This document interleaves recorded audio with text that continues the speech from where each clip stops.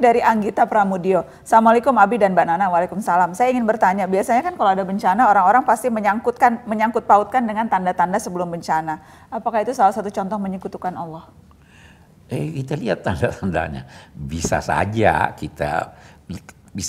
tanda-tanda itu tanda-tanda yang logis atau berdasarkan ilmiah. Akan terjadi hujan lebat, akan terjadi angin, itu kan berdasarkan penelitian dan ilmiah. Itu bisa saja itu. Memang kalau gempa sampai sekarang katanya belum lagi bisa belum ada bisa dideteksi. Tetapi selain dari itu kan kita bisa. Ya, kalau tsunami kan misalnya ada tanda-tanda yang kemudian bisa diketahui. Jadi itu bisa-bisa saja. Tapi jangan tanda-tanda itu yang tidak berdasarkan sesuatu yang dibenarkan agama.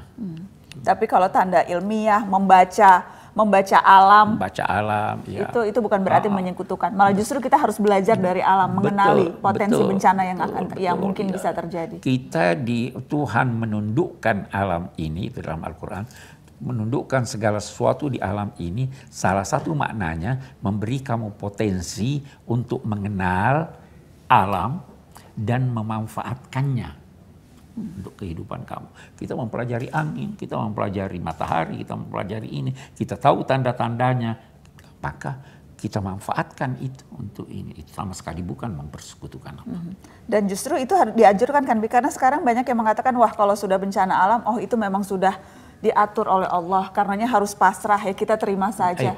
Kita terima setelah terjadi, tetapi kita berkewajiban berusaha menghindari segala yang buruk. Ya, kita lari, istilahnya ini, kita lari dari takdir Tuhan menuju takdir Tuhan yang lain.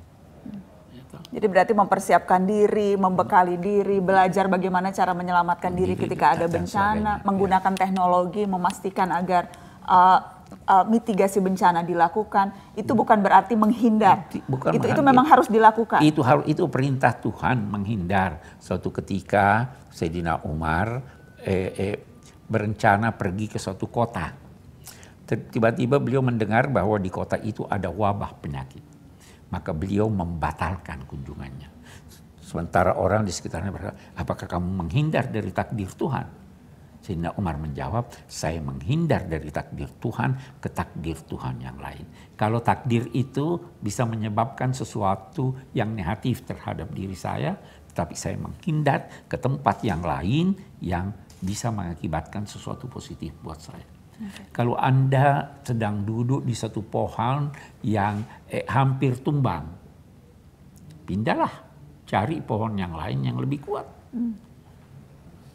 Keduanya mempunyai takdir. Kalau di sini takdirnya rubuh Anda ini, tapi kalau Anda berusaha pindah, takdirnya Anda bisa tenang, bersandar dan sebagainya. Menghindari takdir Allah untuk ke takdir Allah yang lain. Oke. Jadi bukan berarti pasrah tidak melakukan apa-apa. Tidak, sama sekali tidak.